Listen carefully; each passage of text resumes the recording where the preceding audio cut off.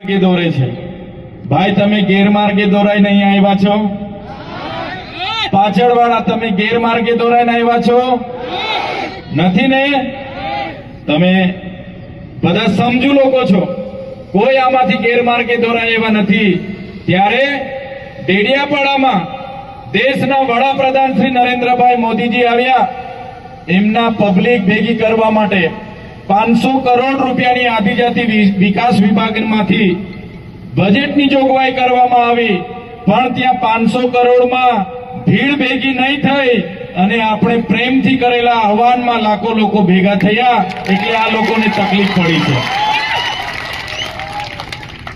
એમને હતું કે ભાઈ આદિવાસી વિસ્તારમાં તો એક ચૈતર વસાવો છે, તે બધાને જાગૃત કરે છે, ભેગા કરે છે, એમની લડાઈ લડે છે, અધિકારોની વાત કરે છે, ખેડૂતની વાત કરે છે, વિદ્યાર્થીઓની વાત કરે છે, મહિલાઓની વાત કરે છે, કર્મચારીઓની વાત કરે છે। એને આપણે દબાવી દેવાનો છે, એને 15 તારીખે મોદી સાહેબના હસ્તે જોડી દેવાનો છે, એમ કરીને મોદી સાહેબને દેવમોગરા લઈ ગયા। દેવમોગરાથી નરેન્દ્રભાઈ મોદીને ડેડિયાપાડા લાવ્યા, પણ આપણે એક એહવાન કર્યું કે અમે 1 લાખથી પણ વધારે લોકો નેત્રંગમાં ભેગા થશું અને બધા પ્રેમથી 1 લાખ પણ વધારે લોકો નેત્રંગમાં આવ્યા। આ આપણી તમારી ને અમારી બધાની તાકાત છે। આપણે એ મંત્રી અને એમના સાંસદો જેવા એમની પાર્ટીના બોલતા પોપટ નથી। આપણે સ્વતંત્ર હવાલાવાળા લોકો છે અને અમે બધા સ્વતંત્ર હવાલો લઈને ફરીએ છીએ। અમે બોલીએ એટલે અમને જેલ કરે। આગળ યુવરાજભાઈની સાથે અમે શિક્ષકોની ભરતી માટે લડ્યા, અમે વિદ્યાર્થીઓને પોસ્ટ મેટ્રિક શિષ્યવૃત્તિ મળે એના માટે લડ્યા, અમે ખેડૂતોને એમના પકવેલા ભાવ પાકના ભાવ યોગ્ય મળે એના માટે લડ્યા। અમે ગાંધીનગરમાં જ્યારે પણ કોઈની સાથે કર્મચારીઓ સાથે અન્યાય થાય એના માટે લડીએ। અમે સુગર મિલોમાં ખેડૂતો સાથે અન્યાય હોય એના માટે લડીએ। અમને જીઆઈડીસીઓમાં સ્થાનિક લોકોને રોજગારી મળે એના માટે લડીએ। ત્યારે આ ભાજપના સરકારને ગમતું નથી, એમના ભૂપેન્દ્રભાઈ પટેલને ગમે નહીં। એમને લાગે કે આદિવાસી યુવાન અમારી આટલી મોટી સરકાર સામે કઈ રીતના બોલી શકે। એમના હર્ષ સંઘવીને લાગે કે આદિવાસીનો યુવાન અમારી આટલી મોટી સરકાર સામે કઈ રીતના બોલી શકે, અને અમને પણ જેલોમાં જવું પડે છે। યુવરાજસિંહ જાડેજાએ પણ જેલમાં જવું પડ્યું, બ્રિજરાજ સોલંકીએ પણ જેલમાં જવું પડ્યું, ચૈતર વસાવાએ પણ જેલમાં જવું પડ્યું, ઈશુદાન ગઢવીએ પણ જેલમાં જવું પડ્યું, ગોપાલભાઈ ઇટાલિયાએ પણ જેલમાં જવું પડ્યું, અરવિંદ કેજરીવાલજીએ પણ જેલમાં જવું પડ્યું। પણ અમે આમ આદમી પાર્ટીના સૈનિકો એવા છે કે ભારતીય જનતા પાર્ટીના હર્ષ સંઘવીની પોલીસમાં તાકાત નથી કે અમને જેલોમાં નાખીને દબાવી શકે। ત્યારે સાથીઓ આજે ખેડૂતની હાલત શું છે? આજે ખેડૂતો પોતાનો પાક આખું વર્ષ પોતાના પરિવાર સાથે મહેનત કરે છે, જીવના જોખમે રાત્રે દિવસે કામ કરે, મોંઘા મોંઘા બિયારણો, મોંઘી મોંઘી દવાઓ અને મોંઘી મોંઘી મજૂરીઓ લોન લઈ સાહસ કરે। અતિવૃષ્ટિનો માર વાગે, માવઠાનો માર વાગે, સૂકો દુકાળ પડે, લીલો દુકાળ પડે, અને છેલ્લે જ્યારે ઢોર ખાય, ચોર ખાય, મોર ખાય અને બધાના કોળિયાનો નિવાલો બધાને પહોંચાડીને પોતાનું વધે, એમાંથી જ્યારે વેચવા માટે બજારમાં જાય ત્યારે આજે આ દેશની નીતિ એવી છે કે ખેડૂતોના માલનો ભાવ પણ પોતે કરી નથી શકતો, એમના માલના ભાવ કરવા વાળા ભારતીય જનતા પાર્ટીના દલાલો બેઠા છે। એક બાજુ દેશના વડાપ્રધાન, એક બાજુ ગુજરાતના મુખ્યમંત્રી કપાસનો ટેકાનો ભાવ 1622 રૂપિયા જાહેર કરે છે, અને ખેડૂત જ્યારે કપાસ લઈને બજારમાં જાય તો 1250 રૂપિયા મળે છે। એક બાજુ આ ગુજરાતના મુખ્યમંત્રી મકાઈનો ટેકાનો ભાવ 2100 રૂપિયા જાહેર કરે છે, અને ખેડૂત પોતાની મકાઈ લઈને બજારમાં જાય તો 1700 રૂપિયા મળે છે। આ સરકારની નીતિ, એક બાજુ દેશના વડાપ્રધાન કહે કે ખેડૂતની આવક અમે દુગની કરીશું, આ તમારી નીતિઓ ખેડૂત દિવસે ને દિવસે ગરીબ થતો જાય છે અને એમના ઉદ્યોગપતિઓ દિવસે ને દિવસે અમીર થતો જાય છે।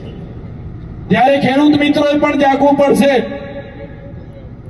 જે સરકારો આપણા માલનો ભાવ આપણે નક્કી નથી કરવા દેતી, એમના માર્કેટ યાર્ડો, એમની એપીએમસીઓમાં એમએસપી પ્રમાણે આપણને ભાવ નથી મળતા, સીસીઆઈના કેન્દ્રોના નામે એ લોકો હોદ્દેદારો જ્યારે આપણી સાથે લૂંટ મચાવતા હોય ત્યારે જે આ કડતા પ્રથા છે એ કડતા પ્રથાને નાબૂદ કરવા માટે આપણે બધાએ આવનારા દિવસોમાં આગળ આવવું પડશે. એપીએમસીઓમાં જઈને કડતા પ્રથા સામે પણ આપણે લડવું પડશે. તમે જોઈ લો, આજે આમ આદમી પાર્ટીના રાજુભાઈ કરપડા, પ્રવીણભાઈ રામ અને એમની સાથેના ખેડૂત મિત્રો બોટાદ ખાતે આ કડતા પ્રથા સામે લડ્યા ત્યારે આ હર્ષસંઘવીની પોલીસ દ્વારા એમના પર લાઠીચાર્જ કરવામાં આવ્યો, દરવાજા તોડીને મારવામાં આવ્યા, મા બેટીઓ સાથે અત્યાચાર કરવામાં આવ્યા અને હર્ષસંઘવીને એનું પ્રમોશન મળ્યું, એમને સુપર સીએમ બનાવવામાં આવ્યા. ત્યારે અમે એ સરકારને બી કહેવા માંગીએ છીએ, તમે હમણાં મંત્રીમંડળ બદલી રહ્યા છો, આવનારા દિવસોમાં આ પ્રજા અને આ જનતા તમારી આખી સરકાર બદલવા માટે તૈયાર છે. ત્યારે આગળ અમારા સાથી બ્રિજરાજભાઈએ કીધું, આપણા યુવાનો જ્યારે શિક્ષણ માંગે છે ત્યારે આપણને મંદિર મસ્જિદની વાતો કરશે, આપણે રોજગાર માંગીશું, ભારત પાકિસ્તાનની વાતો કરશે અને આપણે જ્યારે ખેડૂતો એના પાકના ભાવ માંગશે, આપણે વિકાસની વાત કરીશું તો આત્મનિર્ભરની વાત કરશે, રાષ્ટ્રભાવનાની વાત કરશે, પણ આપણા હકની વાત એ લોકો ક્યારે નથી કરતા. ત્યારે બધાએ આપણે જાગવાની જરૂર છે અને આ સરકાર, એમના મંત્રીઓ માત્ર ને માત્ર રબર સ્ટેમ્પ છે. એમના મંત્રીઓની તાકાત નથી, એમના ધારાસભ્ય સાંસદોની તાકાત નથી કે એમની સરકારમાં આપણો અવાજ બને. ત્યારે સાથીઓ, આવનારા દિવસોમાં વિસ્તારમાંથી પણ આપણે આપણો અવાજ બને એવા યુવાનને તાલુકા, જિલ્લા અને વિધાનસભામાં મોકલવા માટે આપણે બધાએ તૈયાર થઈ જવું પડશે. અમે અવારનવાર બોલીએ એટલે અમારો અવાજ દબાવવા માટે અમને જેલો કરવામાં આવે. આગળ મને મારા પરિવાર સાથે 90 દિવસ સુધી જેલમાં રાખવામાં આવ્યો. હમણાં તમે જોયું હશે, એક સામાન્ય બાબતમાં આખું ષડયંત્ર ઉભું કર્યું અને ષડયંત્ર ઉભું કરીને મામલતદાર ટેબલ પર જામીન આપી દે એવી સામાન્ય ઘટનામાં મને વડોદરાની સેન્ટ્રલ જેલમાં રાખવામાં આવ્યો અને સેન્ટ્રલ જેલમાં રાખવામાં ત્યાં પણ એટલી વેદનાઓ, એટલી યાતનાઓ આપવામાં આવી કે તમે ભારતીય જનતા પાર્ટીમાં જોડાઈ જાઓ, તમને મંત્રી તંત્રી બનાવી દઈએ.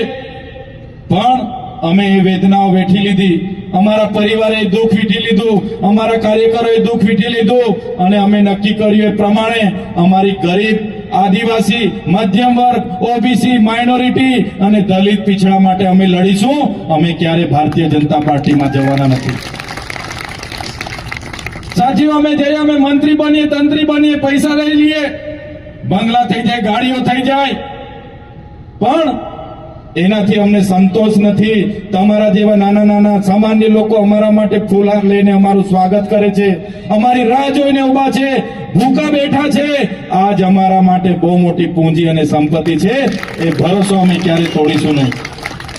જ્યારે સમાજને જરૂર પડશે, જ્યારે ગુજરાતના લોકોને જરૂર પડશે, અમે અમારું લોહી વેવડાવી દેવા માટે તૈયાર છે, અમારું ધડ આપવા માટે તૈયાર છે. પણ આ ભારતીય જનતા પાર્ટી માટે અમે લડીશું, લડીશું ને લડીશું. ત્યારે આટલી યાતનાઓ વેઠવી પડે અને એવા સંજોગોમાં તમારી બાજુના એક સાંસદ હતા, એમણે પ્રેસ કોન્ફરન્સ કરી અને કીધું કે ચૈતર વસાવા જેલમાં ગયા છે, એની કારકિર્દી અમે પૂરી કરી નાખીશું, એને હમણાં છૂટવા નહીં દઈએ, 3 વર્ષ પછી આવશે. ત્યારે સાંસદને અને તમારા ત્યાંના મંત્રીને પણ કહેવા માંગુ છું, તુમકો કા લગતા થા નહીં લૂટેંગે, तुमको क्या लगता था नहीं लौटेंगे, गलत. जब तक तोड़ेंगे नहीं तब तक छोड़ेंगे नहीं. हमको क्या अंडू पंडू गंडू झंडू समझ के रखा है क्या? ये चैतर वसावा कभी झुकेगा नहीं. करारा जवाब मिलेगा, करारा जवाब. अपना टाइम भी आने वाला है ना? अपना टाइम દંડાવાળી કરે છે, અમને હેરાન કર્યા છે. આવનારા દિવસોમાં સરકાર બદલાવાની છે ગુજરાતમાં. એ લોકોને પણ શોધીને અમે એનો બદલો લેવાના છે.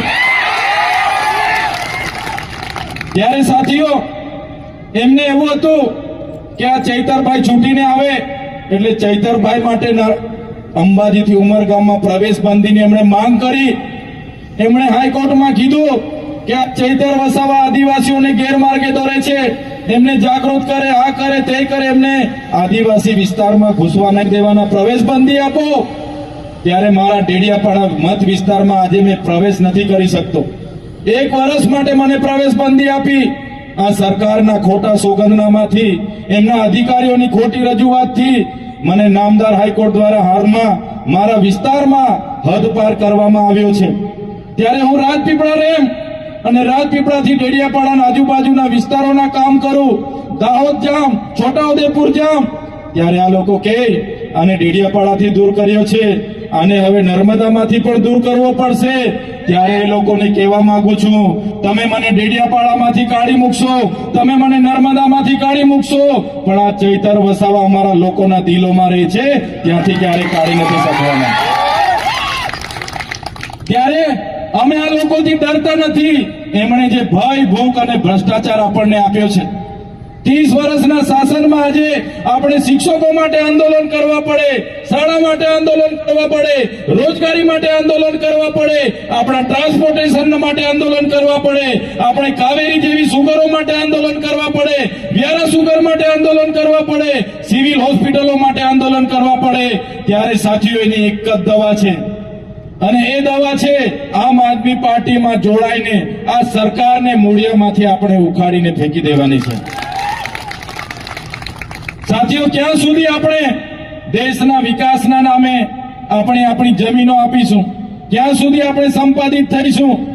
મોટા મોટા ડેમો બની જવાથી, ઊંચી ઊંચી બિલ્ડિંગો બની જવાથી, ઊંચી ઊંચી પ્રતિમાઓ બની જવાથી, ભવનો બની જવાથી, કોરિડોર બની જવાથી, જીઆઈડીસી બની જવાથી, જીએમડીસી બની જવાથી, કોરી કરસરો ચાલવાથી આપણો વિકાસ થવાનો નથી. જ્યાં સુધી આપણા લોકોને શિક્ષણ નહીં મળે, રોજગાર નહીં મળે, જ્યાં સુધી આપણા ખેડૂતોને યોગ્ય ભાવ ના મળે, ત્યાં સુધી આ ખેડૂતો સામે, ખેડૂતો માટે આ સરકાર સામે લડવું પડશે. એની જનજાગૃતિ અમે કરીએ છીએ અને અમને ગર્વ છે. જ્યાં પણ મીટિંગ થાય, કાર્યક્રમ થાય, સ્વયંભૂ લોકો પોતાની મેળે આવીને ઉભા રહે છે. એમની રોજ આપે, બસ ગોઠવે, આંગણવાડીને કે તલાટીને કે અધિકારીઓને કામે લગાડે, કોઈ જવા તૈયાર નથી. આજે નરેન્દ્રભાઈ મોદી ડેડિયાપાડામાં આવ્યા. સાથીઓ, બિરસા મુંડાની વાત કરું, ભગવાન ક્રાંતિ સૂર્ય બિરસા મુંડાની જયંતિ અમે 2013 થી ઉજવીએ છીએ. અને અહીંના એક સાંસદ કહેતા હતા કે અમારા દેશના વડાપ્રધાન 150મી જન્મ જયંતિ ઉજવવા માટે આવ્યા, ગર્વની વાત છે. પણ એ આજે જે બિરસા મુંડા પ્રતિમાને એમણે ફૂલહાર કર્યો ને, એ બિરસા મુંડાની પ્રતિમાની સ્થાપના ચૈતરભાઈ વસાવાની આગેવાનીમાં અમે કરી. તમે કેટલી પ્રતિમાઓ મૂકી, તમે કેટલી બિરસા મુંડા જયંતિ ઉજવી, એ જનતાને બતાવો.